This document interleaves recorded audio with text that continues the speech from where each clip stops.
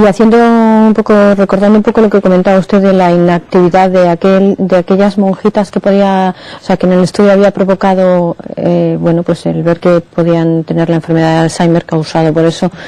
Muchas teorías psicológicas comentan que la forma de afrontar la vejez es un poco asumir la vida pasada de cada uno, o sea, que según se asuma bien o mal, eso puede provocar un poco pues el acelerar un proceso, llegar a un proceso de enfermedad de Alzheimer o no. ¿Eso qué es? ¿Una historia, una teoría o sí, hay algo de...? Sí, concretamente en la enfermedad de Alzheimer no. Sí que es verdad que sabemos que las personas que han tenido una vida más positiva o que son más optimistas generalmente combaten mucho mejor las enfermedades que las personas que son más pesimistas.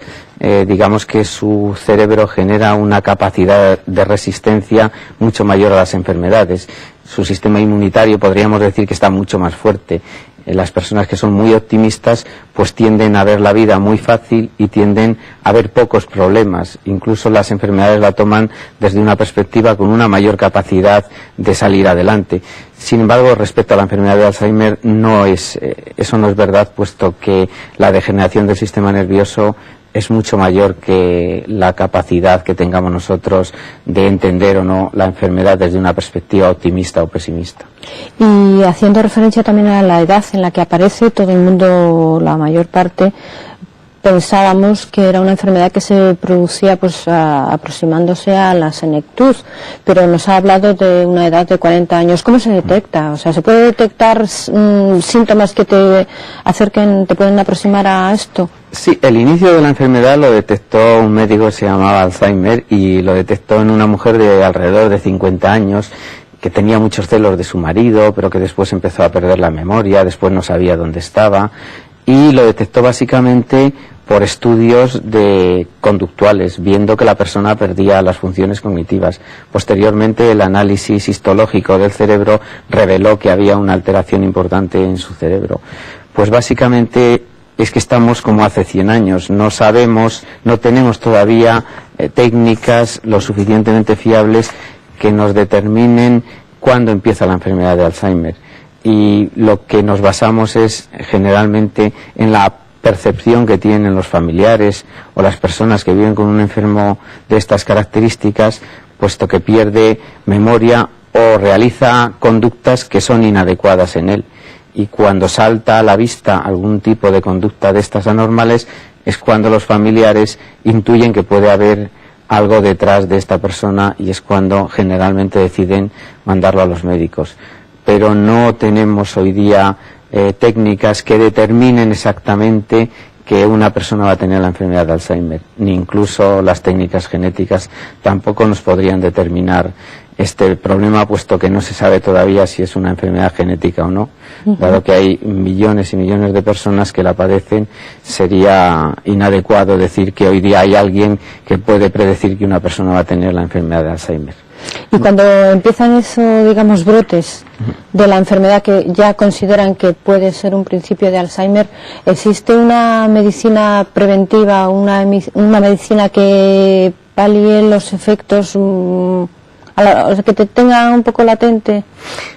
Cuando inician esos procesos y se detecta mediante las técnicas de neuroimagen que puede haber una alteración en el sistema nervioso central, bien con técnicas de medida del metabolismo cerebral o del flujo sanguíneo cerebral, o bien técnicas de medida de campos magnéticos cerebrales como los que estamos haciendo nosotros en el centro de magnetoencefalografía, sí que se puede iniciar un proceso preventivo mediante este tipo de fármacos que aceleran la actividad acetilcolinérgica y que de alguna forma palian un poco los efectos tan progresivos de la enfermedad, pero no conseguimos curarla, conseguimos un poco retener los efectos tan negativos que tiene, pero no existen fármacos que lleven a cabo una curación total de la misma.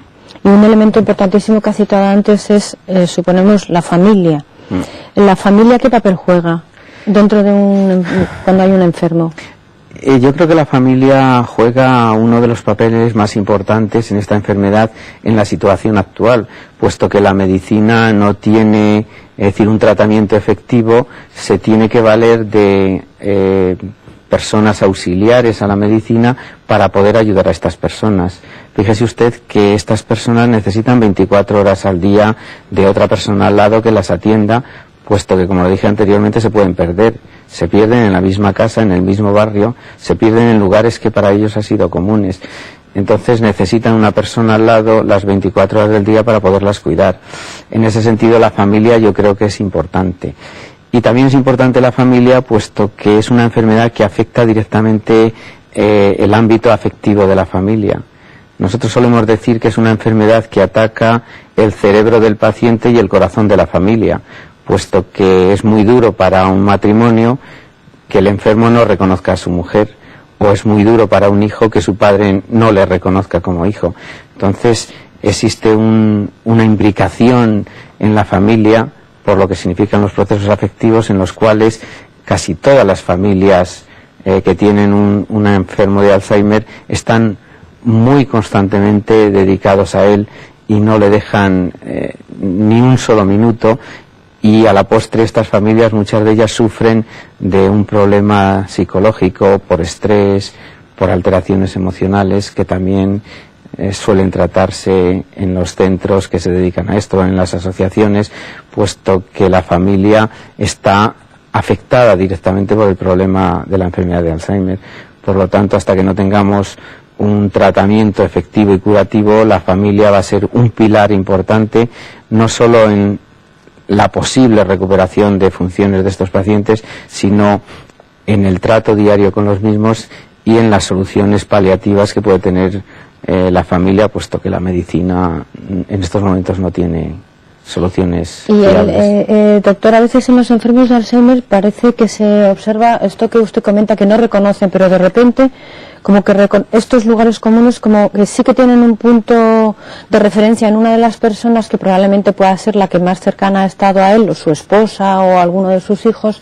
Entonces se pierde absolutamente se sabe que pierden absolutamente la conciencia, o van y vienen en la mente al presente y al pasado, y juegan, y lo que tienen es como una especie de lío. O sea, lo digo de cara a la persona que está enfrente, que a veces dice, pues yo juraría que sí me ha reconocido. La enfermedad es progresiva y en las primeras etapas de la enfermedad sí que existen estos fenómenos, que a veces reconocen situaciones, otras no, a veces se acuerdan de cosas que parecía imposible que se acordaran, o a veces recuerdan hechos de muy pasados que nunca los habían recordado, pero como es una enfermedad progresiva, la familia, el familiar, va viendo que cada vez va perdiendo más funciones, va viendo que cada vez le reconoce menos, va viendo que cada vez el entorno tiene más dificultades de reconocer el entorno, con lo cual